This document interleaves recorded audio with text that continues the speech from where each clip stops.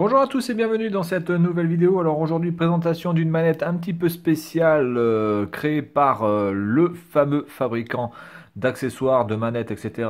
Pour les consoles. Il s'agit de Ori. Voilà, donc bon, c'est un constructeur franchement très connu, reconnu et de très très bonne qualité.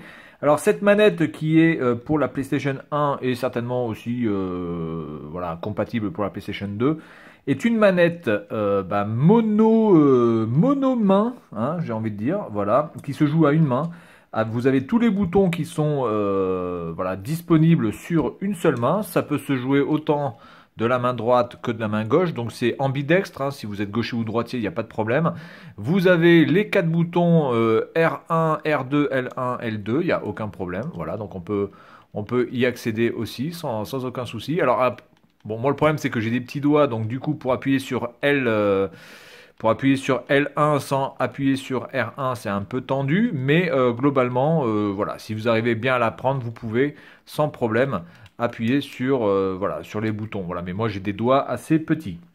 Donc c'est une manette qui est spécialement conçue pour les jeux RPG. En tout cas, c'est comme ça qu'elle a été vendue et c'est comme ça qu'elle a été désignée. Voilà, donc c'est une manette spéciale pour RPG. Alors pourquoi pour RPG? J'en sais rien vraiment, honnêtement, parce que déjà, comme vous le savez, je ne joue pas au RPG parce que voilà, moi ça m'ennuie, c'est trop mou, c'est trop lent, c'est trop, voilà, ça me gave.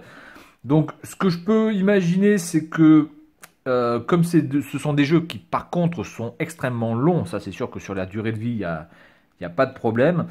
Certainement que les Japonais, puisque c'est une manette qui me semble n'a été vendue qu'au Japon, il me semble que peut-être c'était pour avoir l'autre main de libre, peut-être pour lire certainement quelque chose par rapport à l'histoire, si vous aviez le manuel complet, ou peut-être pour manger, hein, pourquoi pas, parce que évidemment si vous êtes extrêmement pris par votre jeu RPG, si vous avez une manette à deux mains, et bien du coup ben, vous pouvez pas jouer puisque vous êtes obligé de poser la manette.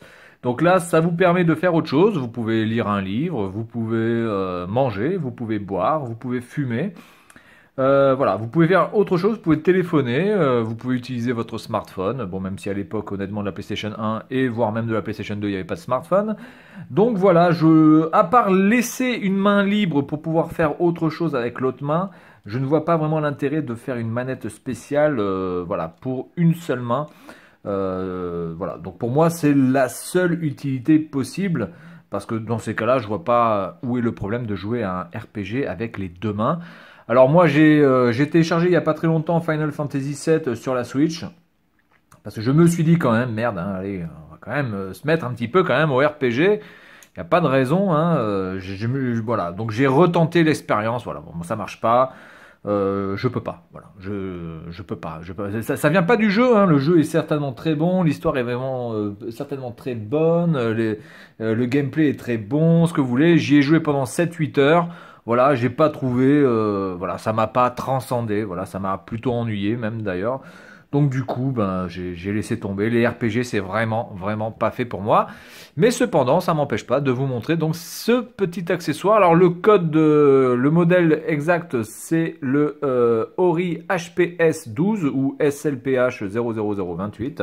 Voilà, si vous avez besoin de chercher la référence ou chercher quelques documentations sur ce truc. Les boutons sont vraiment pas mal. La croix directionnelle est même très très bonne. Si on avait une croix directionnelle sur la première DualShock, franchement, une croix de ce type-là, bon, moins haute évidemment, mais franchement, elle est vraiment pas mal. On peut faire vraiment tout le tour sans aucun problème. Avec le rond, le triangle, la croix, le carré et la croix qui se situent ici. Voilà. Le bouton Start et le bouton Select qui sont bien cachés. Comme ça, vous êtes, bien voilà, vous n'avez pas la tendance peut-être d'appuyer sur le bouton Play pendant que vous êtes en train de jouer. Donc là, ils sont bien protégés. Vous ne pouvez, si vous voulez appuyer sur ces boutons, il faut vraiment y aller. Voilà. Donc ici, vous êtes totalement sûr de ne jamais appuyer sur pause ou select. Voilà, donc je trouve cette manette assez sympathique. Alors elle existe aussi sur Saturn. Alors je ne sais pas si c'est Ori, mais en tout cas il existe le même type sur Saturn. Il existe plusieurs modèles de ce type sur la PlayStation et la Saturn que je vais faire rentrer et que je vous montrerai, bon, par contre plus rapidement dans un ensemble d'accessoires. Voilà, donc c'est tout pour la présentation de cette mini manette, ou en tout cas de cette manette utilisable à une main de chez Ori. Et puis moi je vous dis à la prochaine. Salut à tous!